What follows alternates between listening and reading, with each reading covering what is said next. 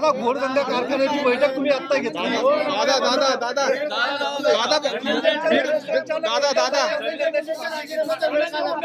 धनंजय मुंडेच्या राजीनाम्याचा वेळ का लागतो दादा?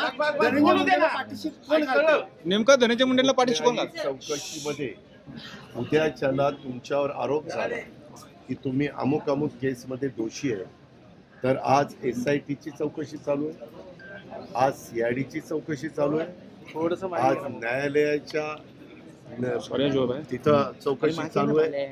आता या 3 वेगवेगळ्या एजन्सीज तिथं चौकशी करताय।